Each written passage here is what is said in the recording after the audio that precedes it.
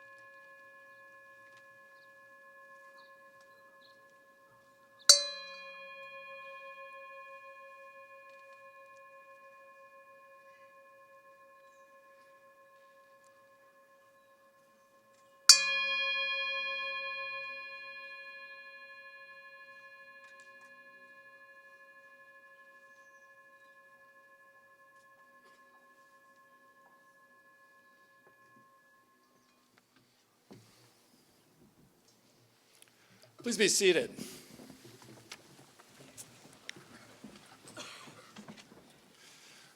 Welcome to the Stanford University Baccalaureate for the year 2008. I'm Scotty McLennan, Dean for Religious Life. The baccalaureate has a long history in American universities. The same word that refers to the undergraduate degree also means a religious service for graduating students, according to Webster's dictionary. Here at Stanford in recent years, the baccalaureate has been a multi-faith experience, celebrating the magnificent diversity that this university has come to embody. We began with the sound of a Buddhist prayer bowl, and you'll hear readings from the Native American, Muslim, Christian, and Jewish traditions. Talisman will sing spiritual songs from the African diaspora. Taiko's drumming blessing has Japanese roots. The music of the Menlo Brass Quintet is in the Western European canon. This should feel like a global celebration of the spiritual life. The speakers this morning will help us find personal resources in looking well beyond Stanford. And we're honored to have the Reverend Peter Gomes, spiritual leader of Harvard University for almost 40 years now, addressing us. I've known Peter as far back as my student days at the Harvard Divinity School in the early 1970s, and I can tell you unequivocally that he's one of the best preachers in America. Our student speaker is Barry Fisher, who's receiving both undergraduate and graduate degrees tomorrow. He's been deeply involved in environmental work, and he'll help remind us of the power and importance of community in working to change the world. Congratulations to each of you who will graduate tomorrow. And congratulations to your family members and friends here assembled. And you should also note that the flowers on the dais here are in memory of deceased Stanford students from all parts of the university, listed in the program notes section of your order of service. The undergraduates would have received their degrees this year, and the graduate students died during this last academic year. Many of you were close friends with one or more of them, and others you may have known of in a variety of ways around campus. Life is so precious and in many ways so fragile. In the midst of this celebration today, we do well to honor Shanta, Mehmet, Gladys, Nicholas, John, and young Juan, and to give thanks for their unique contributions to the world during their short but full lives. Please join me now in a moment of silence so that we can reflect on their time with us and on their passing.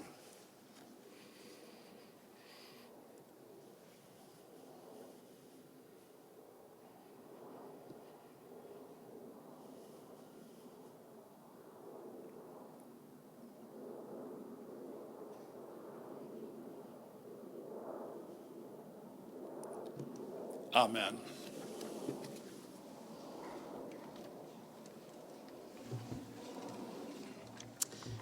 Hello. I will be doing the reading of The Sacred Hoop by Black Elk. I would like to ask you all to join me in this reading. You can find the words in your programs. Then I was standing on the highest mountain of them all, and around me was the whole hoop of the world.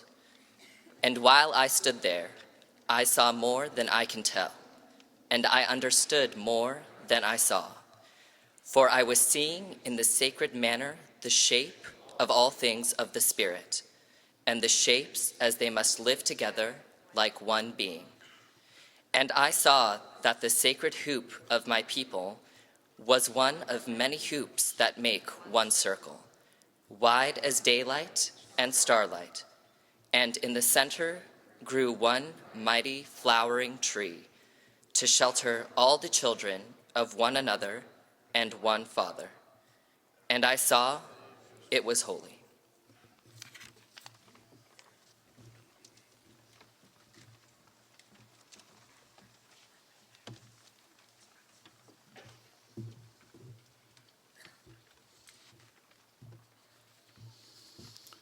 This reading is The Journey of Love by Muhammad Iqbal. Where in our hearts is that burning of desire? It is true that we are made of dust, and the world is also made of dust. But the dust has motes rising. Whence comes that drive in us? We look to the starry sky, and love storms in our heart. Whence comes that storm?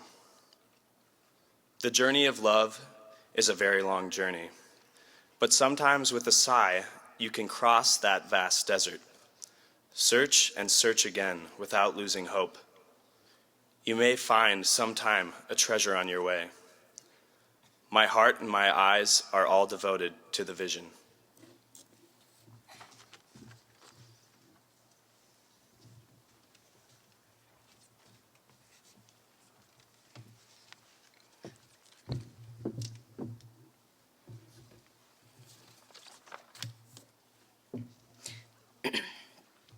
And now a reading from Philippians chapter 4, verses 4 through 9.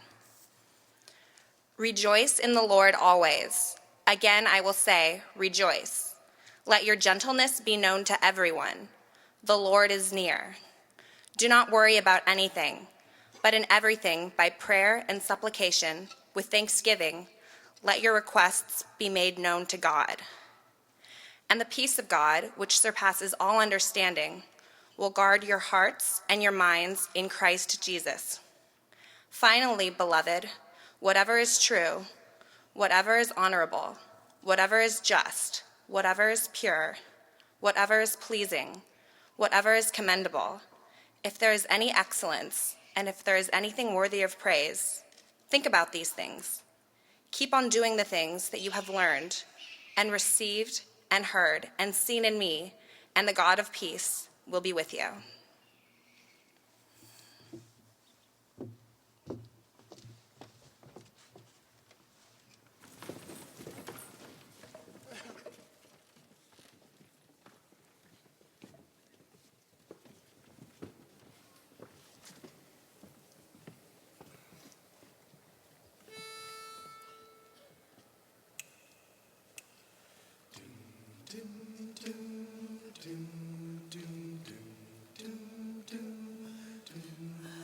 Sitting here wanting memories to teach me to see the beauty in the world through my own eyes.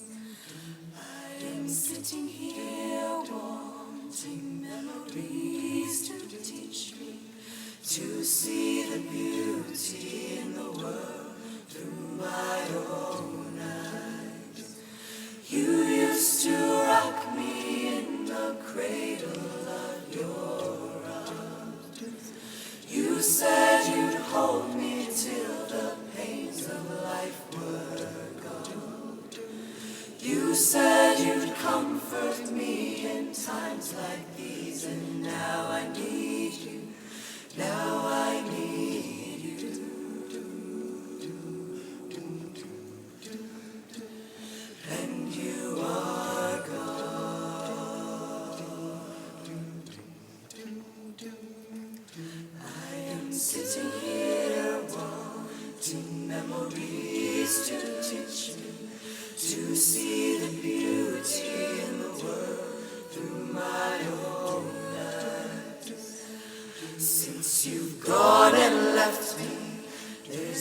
so little beauty, but I know I saw it clearly through your eyes.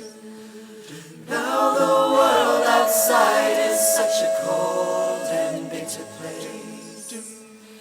Here inside I have few things that will console. And when I try to hear your voice above the storms of life, then I remember all the things that I was told. I am sitting here wanting memories to teach me to see the beauty in the world through my own eyes. I am sitting here wanting memories to teach me to see the beauty in the world through my own eyes. I think on the things that made me feel so wonderful when I was young. I think on the things that made me laugh, made me dance, made me sing. I think on the things that made me grow into a being full of pride. I think on these things, for they are true.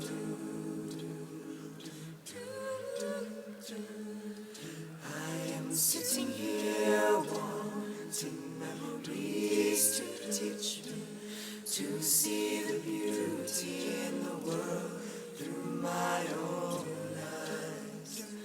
I thought that you were gone, but now I know you're with me. You are the voice that whispers all I need to hear. I know a please, a thank you, and a smile will take me far. I know that I am you, and you are me, and we are one. I know that who I am is numbered in each grain of sand. I know that I've been blessed again and over again.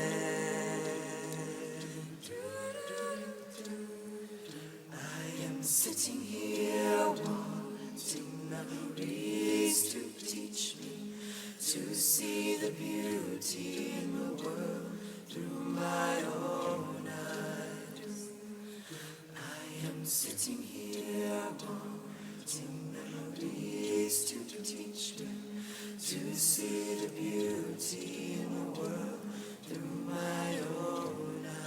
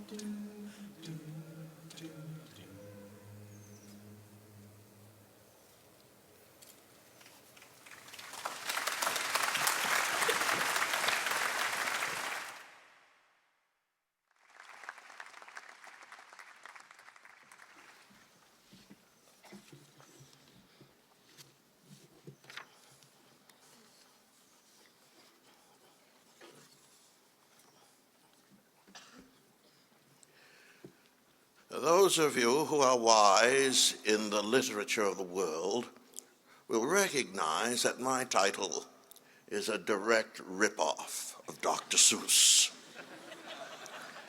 A wise and good book, which I might say to the candidates for degrees, if you have not yet read Dr. Seuss, I'd advise you to read it before tomorrow. It's easy to do, lots of pictures. lots of very good advice, and it will tell you about the places you'll go.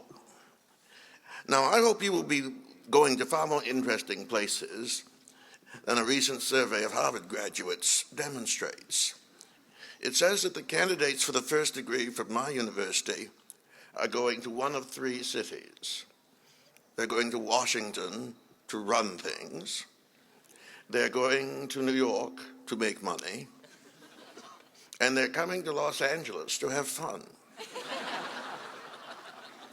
I hope the places you'll go will be far more interesting than those three cities.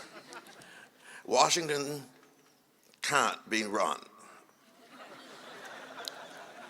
The money made in New York will not last you very long. And fun in Los Angeles is elusive, as you all know. So I want to remind myself and you of the honor of this occasion. It's an ancient academic right.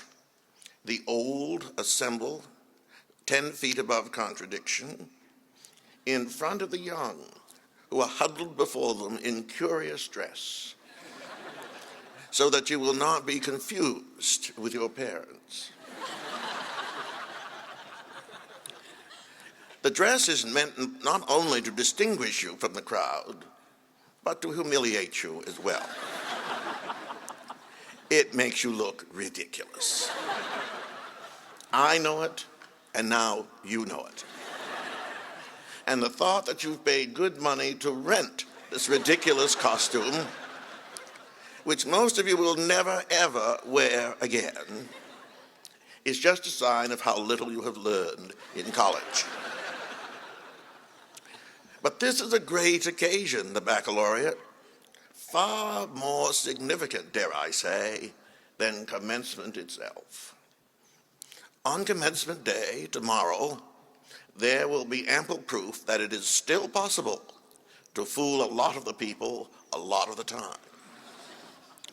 Baccalaureate concedes that you really do not know all that you need to know, that you will leave here as unfinished and incomplete people, although you may have finished the requirements set for you by unfinished and incomplete people, known as the faculty. They, lacking all imagination, stay here. We call it tenure. You, however, are bidden to leave, and I will say more about that in a few moments. But it should give you some pause that before you leave, the institution decides that you need to hear from a preacher, you need prayer, and you are assembled in front of all the possible religious traditions that can be mustered. Things must be very bad indeed if these resources are summoned in your aid in the last 24 hours in which you are in this university. The nature of baccalaureate is very simple. It is the place where you sit and I stand, where you listen and I speak. And if you finish your job before I finish mine, I trust you are well brought up enough to wait. I will catch up with you. This is both the beginning of the end and the end of the beginning. It is nearly all over, but not quite. A talk of this sort, a baccalaureate sermon, should be long. It should be longer than it will be because I obey the instructions that have been given to me. The reason it should be as long as possible is this: because the longer I talk, the more time you have to avoid the future. And what a future there is out there awaiting you. An economy in turmoil, gasoline prices up so high that it will cost as much as your tuition, a world in confusion, a war that makes very little sense, an election which we will endure rather than enjoy, the illusion of prosperity and security all around us. But the nagging question, if all is as well as it appears to be, why do I feel so uneasy and nervous? Given all of that, you might want to take the advice, the best advice I ever heard, given at commencement. It was given at Harvard Commencement about 30 years ago by George Plimpton. Not only was it the best advice I ever heard, it was the shortest commencement address I ever heard. This is what George Plimpton said: don't go. It will never be like this again anywhere. There will not be an army of overeducated people catering to your every need. There will not be an entire universe constructed for your maintenance, diversion, and support. It'll cost even more than you've already paid out there. And there will be no magical transformation at the end, which will turn all of you academic toads into princes and princesses tomorrow. But of course, you can't stay. There's no room for you. Your rooms have already been rented out. Brighter people are on the way. You must leave, and by the quickest means possible. My job is both to do something about the conventional wisdom of the day, and then to offer you some unconventional wisdom which may be of some remote use to you. I'm happy to do that. I am in the business of giving advice, 10 feet above contradiction. No one has ever sued me successfully for good advice gone wrong or bad advice taken. So I continue to offer it. And I'm thrilled when I'm asked to do so as far away from Cambridge, Massachusetts as possible. You see, in Cambridge, I never get to give a baccalaureate address. The president always does. He's regularly sued.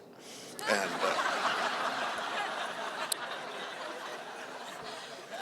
so when I go out across the country, as happily I do at this time of the year, like Johnny Appleseed, I drop my advice here, there, and everywhere. And as we are not likely ever to meet again in this life, whether it's good advice or bad advice, too bad. I wish you well. You are, however, young, no matter how long it has taken you to finish this degree. You remain very young, and as I look at you, I'm encouraged by what I see. I see young, bright people of enormous talent, anxious to get out. I'm not quite sure why, but you are anxious to get out, and I'll do the best I can to help in that transition.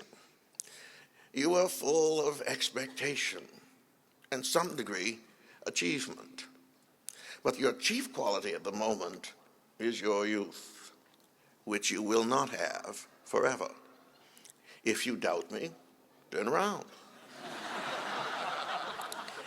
They too once were as young as you. They too were filled with great expectations, great promise, and somebody like me said to them, "The world awaits you." This should be a profound moral lesson, that not everything that is heard on occasions like this is to be taken seriously. And no one knows that better than I. I have done this more often than you have, so I do know, in some respects, what I'm talking about. You, however, represent a wonderful opportunity to celebrate who you are and where you are.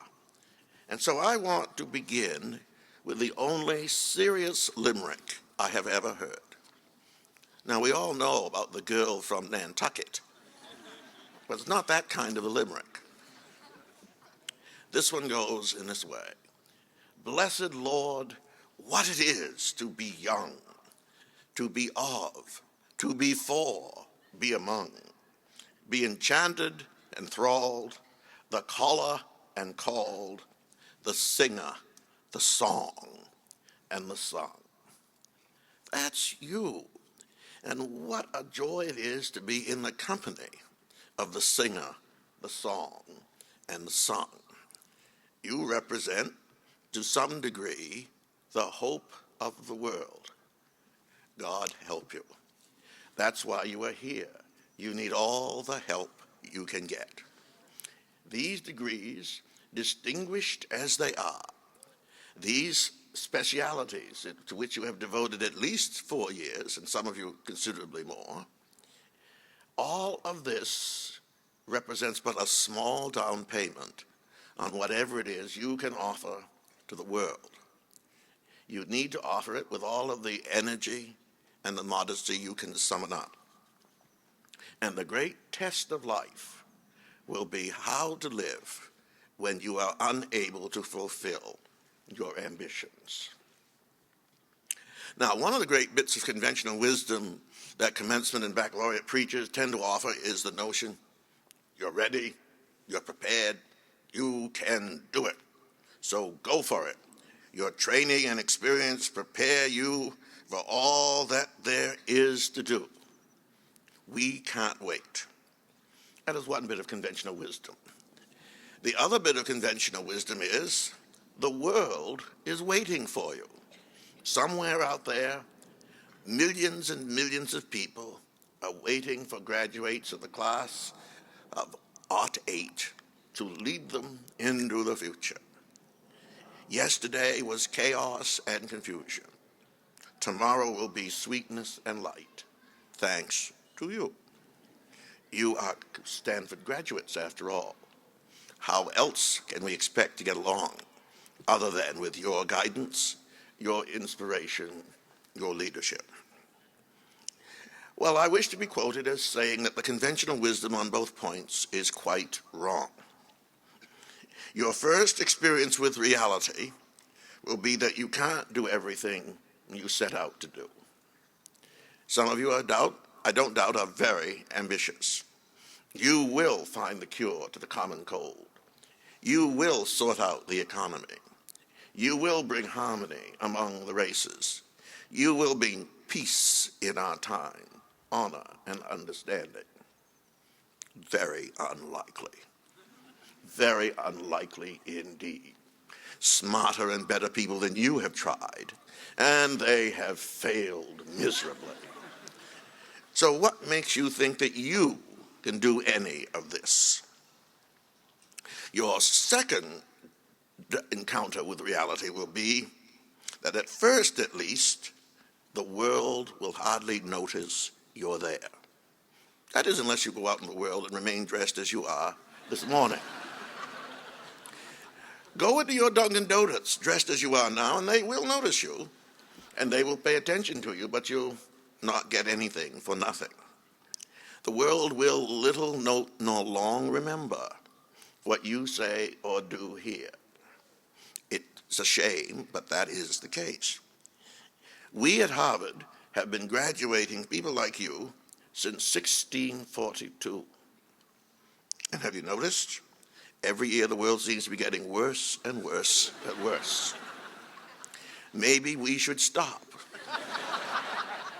And maybe you should too. But that would put a lot of people out of work, including me. And selfishness says that can't be permitted.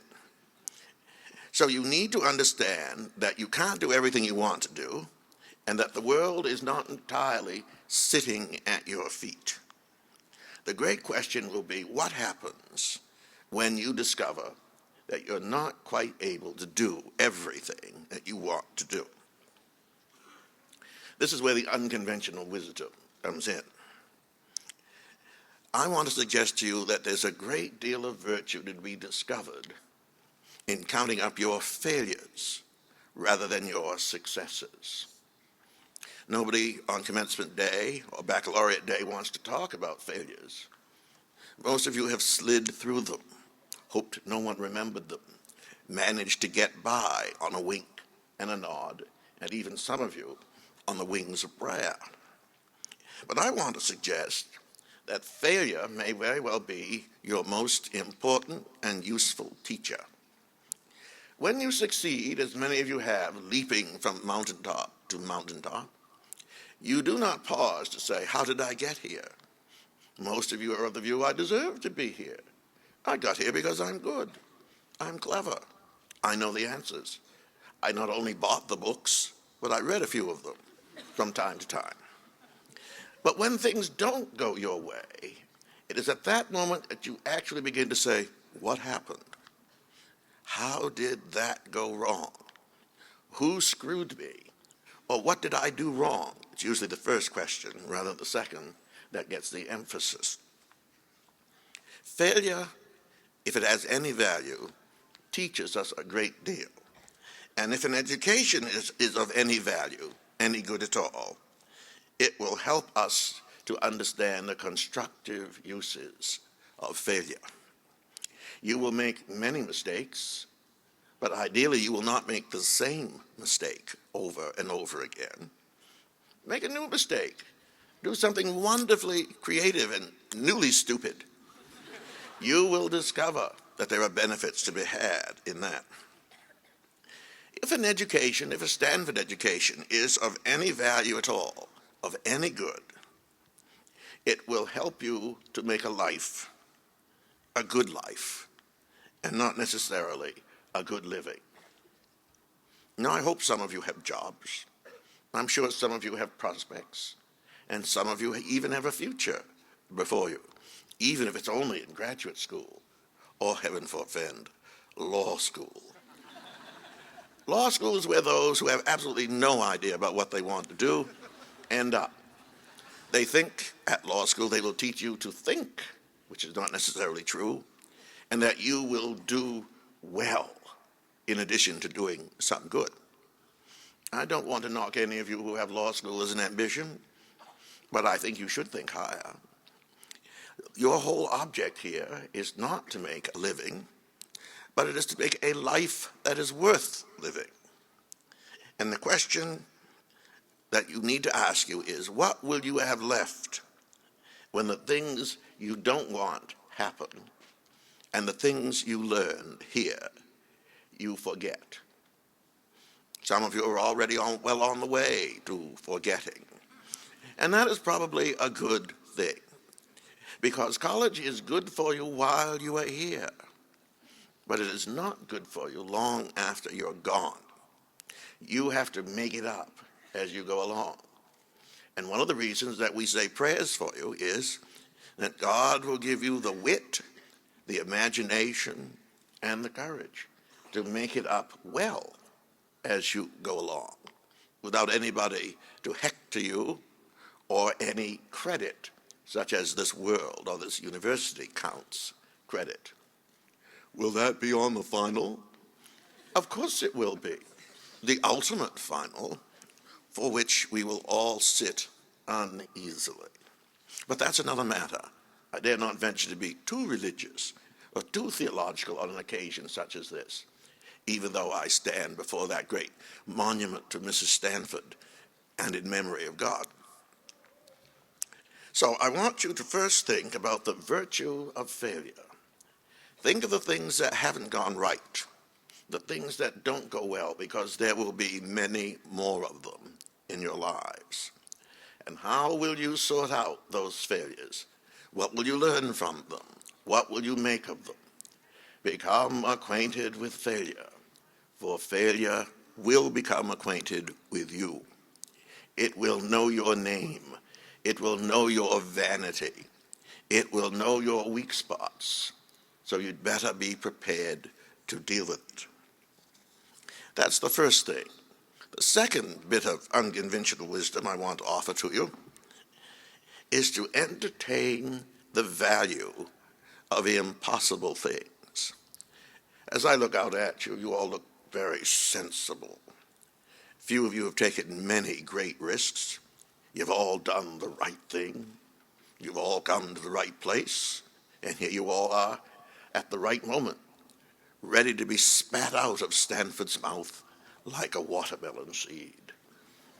So most of you are not particularly interested in the fantastical or the impossible. You will plot your lives carefully and cautiously as you have been taught to do here. We take some responsibility for that. But remember, we don't have to live with our responsibilities. You do.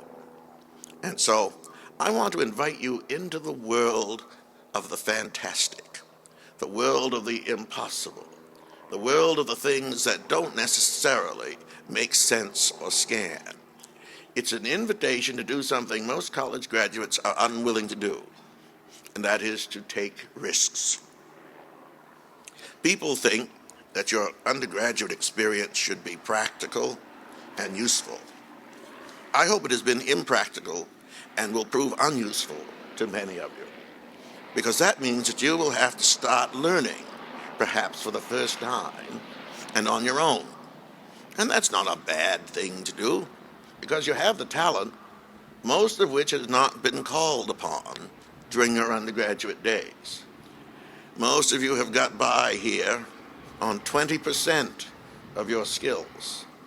Heaven only knows what you did with the other 80%. Time will tell. But when you're out there, wherever out there is, that other 80% will need to be summoned into active service.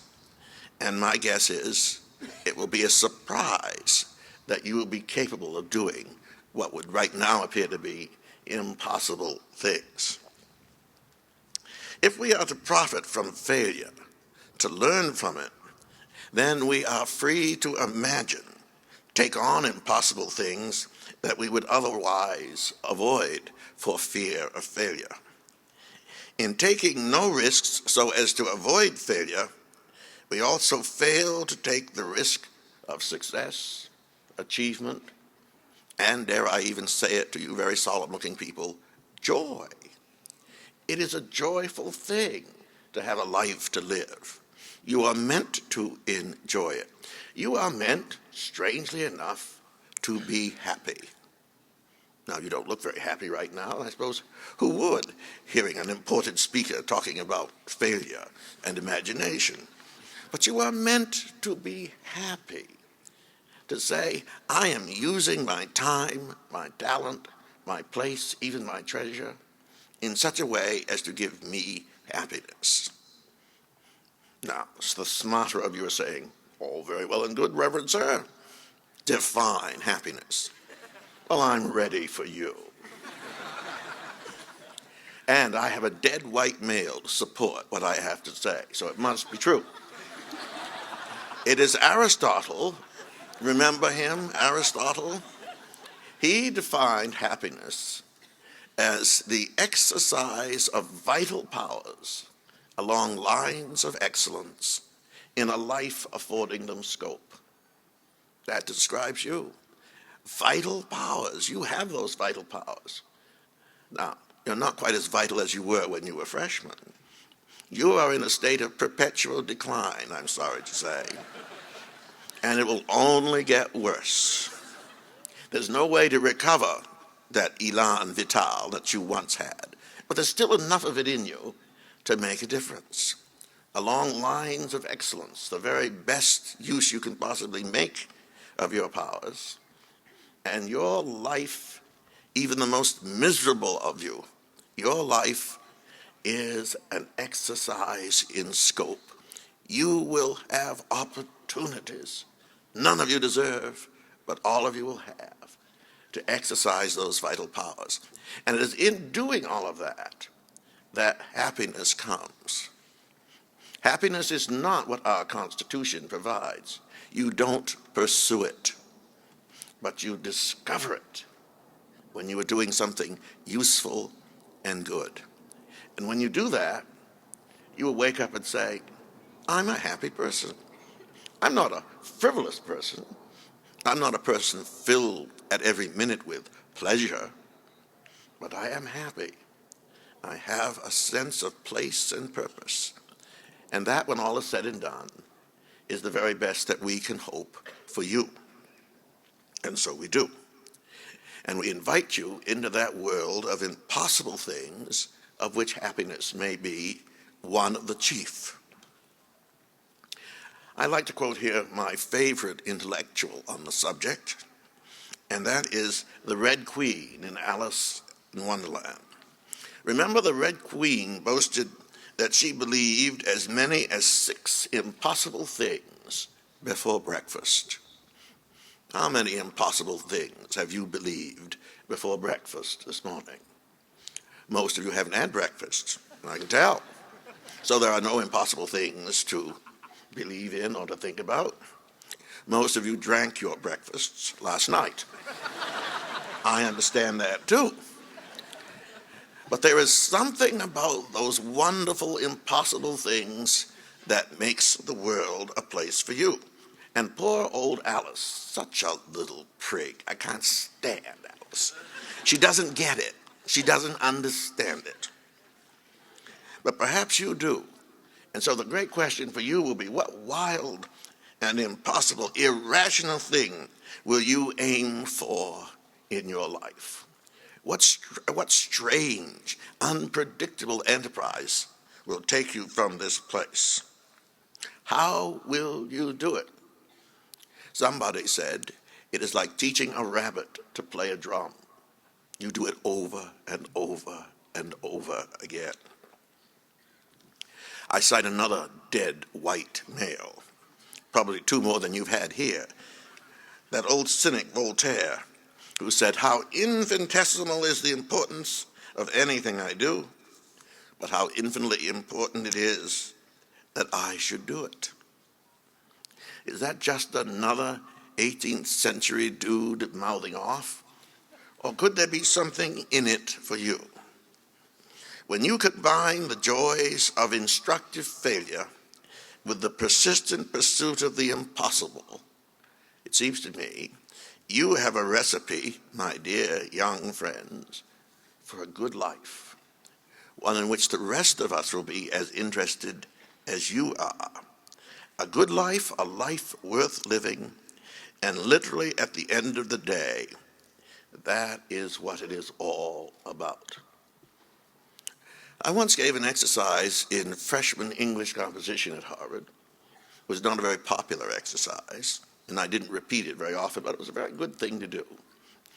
I asked my 18-year-old charges to write their own obituary, as they hoped it would appear in the local press. There are any number of interesting attempts at that to summarize your life. What do you want people to remember about you? What do you want to have done? What will you want to have been said about you? One interesting reply from a boy was, John Smith, let us say. John Smith was stricken with an attack of asthma which proved fatal, and thus it was impossible for him to complete this assignment. Clever boy was John Smith. But we need more than that, and you will want more than that, and you deserve more than that. So, will you succeed in your great adventure, whatever it is? Well, you'll have to wait to find out from Oprah tomorrow. She will tell you. I am not paid enough to tell you today. Who knows if you will succeed? Who knows if your names will be writ large on some building or in some book or as a benefactor to humankind? Who knows? I don't know. Success may not be all that it is cracked up to be. There are lots of successes sitting behind you. You may want to look at them very carefully and see if it is worth the price. We all know the horror of high school students who were voted most likely to succeed. There may be a few of you here today. If you're wise, you won't identify yourselves. So maybe we need a new definition of success, and I have one from A. Lawrence Lowell, a Harvard president before World War I. This is what he says. True success does not consist in doing what we set forth to do, what we had hoped to do, nor even in doing what we have struggled to do, but in doing something that is worth doing. Doing something that is worth doing. Remember, Al Capone was a very successful criminal, summa cum laude in criminology, as it were. But was what he did worth doing in the long run? Success is not to be confused with achievement. There was a quality element in that, and most of us spend our entire life trying to discern whether we are doing what is worth doing. And then, and only then, can we ask, are we doing it well? Baccalaureate morning is a time to begin to think about that sort of thing. You've been too busy during college to have deep and great thoughts. You have been running from lecture to laboratory to library. You've been diverted by concerts and plays. You've been trying to keep up with your hormones and your friends. You've had very little time to contemplate the great thoughts of life. We save thinking about the great thoughts of life to your last 48 hours in college. But you're meant to think about them for the rest of your days, as long as you live. And it is my prayer, and I'm sure the prayer of all of those who face you on this platform, that you will do that, and that that inquiry will be instructive and even fun. Another way of looking at it may be this. There is a prayer that said, I asked for all things that I might enjoy life. I was given life that I might enjoy all things. Think of the great gift of life you have been given.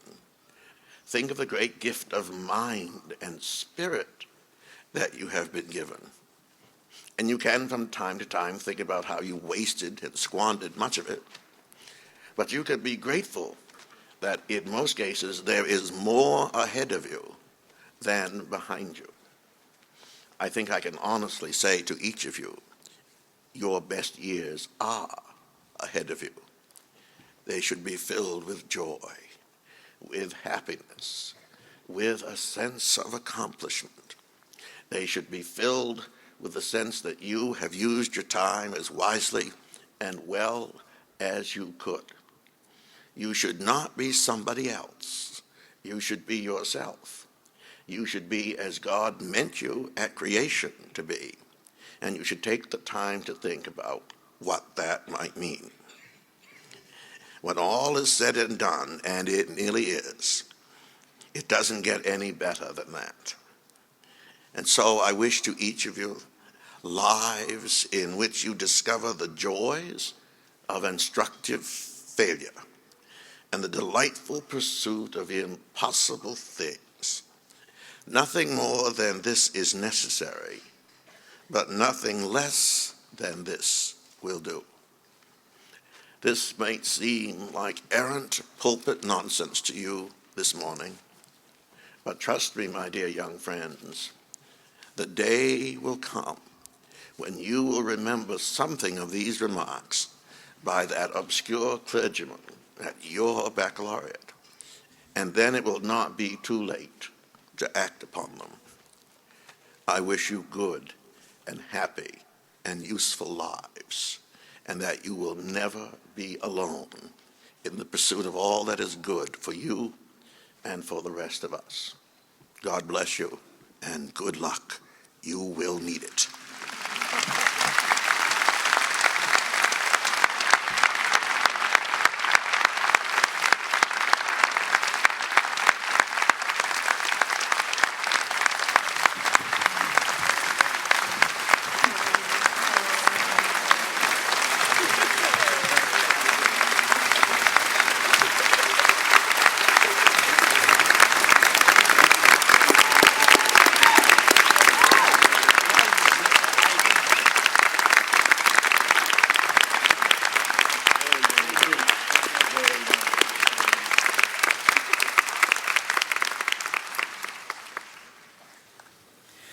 We're going to sing a song for you, and this is a song of solidarity, of hope, and of triumph.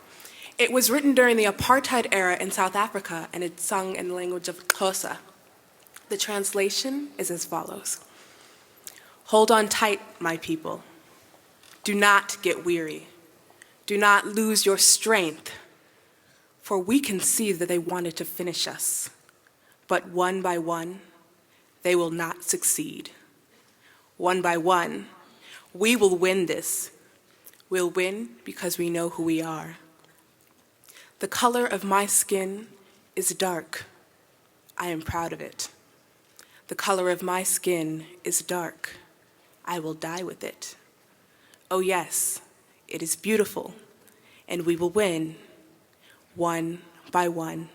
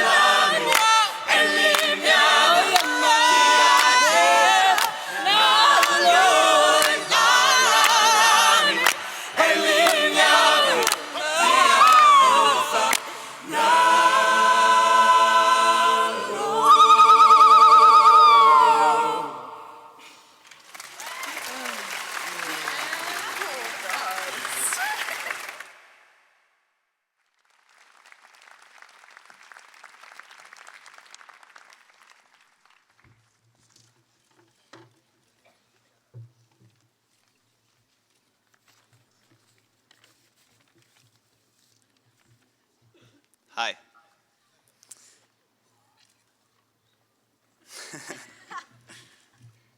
I want to tell you how Stanford has changed me. When I was admitted to Stanford, I felt that I had just received the opportunity to change the world. Stanford has been churning out leaders for over 110 years. And now me, Barry.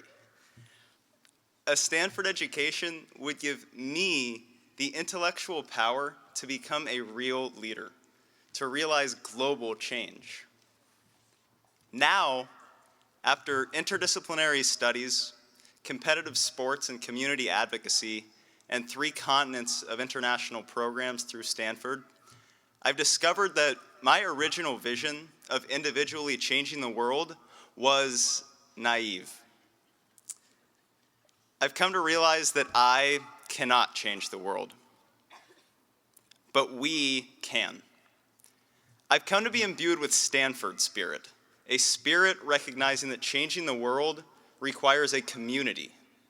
I've discovered that my spiritual quest to find true meaning and real answers in this complicated world can only be achieved by teaming up with those around me. Steeping myself in Stanford's culture of collaboration has shown me the importance of bringing together people and ideas into a unified effort. Jewish tradition says that the wise person is the one who learns from every person. And Taoism teaches that every aspect of our existence is bound up in a universal web of interconnections. In other words, each of us is just a small puzzle piece in a giant jigsaw puzzle. But we are each indispensable to completing that puzzle. This notion of a puzzle captures my experience at Stanford. Here, there are no extra pieces. We all fit into the puzzle. Together, we can see the big picture. The Stanford community understands this well. To study human movement, Stanford unites students from biomechanical engineering, anthropology, and the performing arts. To investigate new strategies to protect marine biodiversity, I, an economics major, teamed up with biologists and environmental law experts. And to improve my understanding of global culture and politics, I simply converse with my closest friends here, a Singaporean, a Kenyan, an Ethiopian, and a Michigander. This is Stanford spirit. These are the linkages that bring us one step closer to solving the giant jigsaw puzzle. Call it boundary busting. Call it a love for linkages. Call it a global spiritual application of Jerry Maguire's famous confession, "You complete me." In fact, my spiritual journey at Stanford has been precisely this, exploring how I can fit together with others in the giant jigsaw puzzle of life. 4 years ago, my goals and spirit resided in myself. Now, my spirit resides in my union with you and your goals. I was the sum of my actions. From here on, I am the sum of my interactions. As graduates from Stanford, we can and should be more than just individually great puzzle pieces. We should be passionate puzzle solvers who constantly seek out diverse puzzle pieces and put them together, creatively uniting individuals from different backgrounds, cultures, religions, and opinions. The jigsaw puzzle at hand is not just one that we might pull out on a rainy day. The puzzle that we face is our world, and we need to start working on it right away.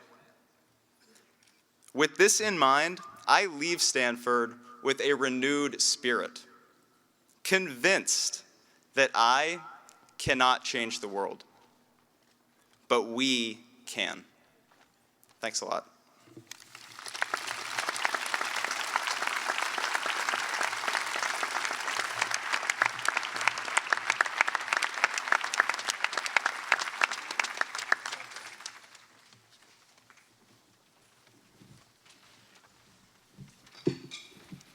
We invite you to rise for the benediction.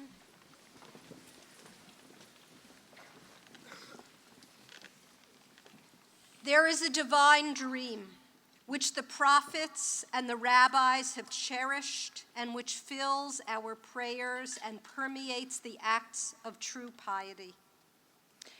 It is a dream of a world rid of evil by the grace of God, as well as by the efforts of people who are dedicated to the task of establishing the oneness of God in the world. The Eternal has not created the universe so that we might have opportunities to satisfy greed, envy, and ambition.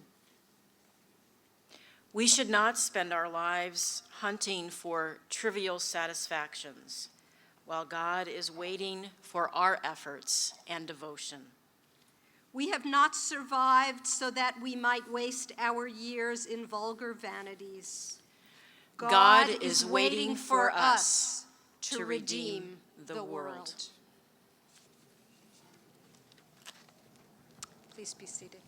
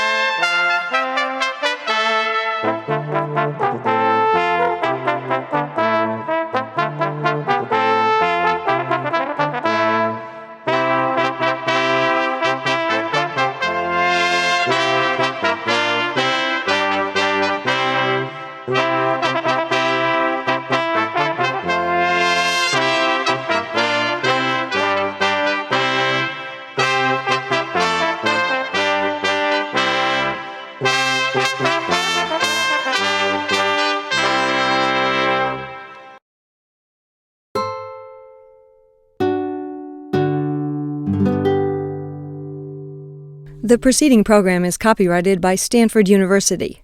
Please visit us at stanford.edu.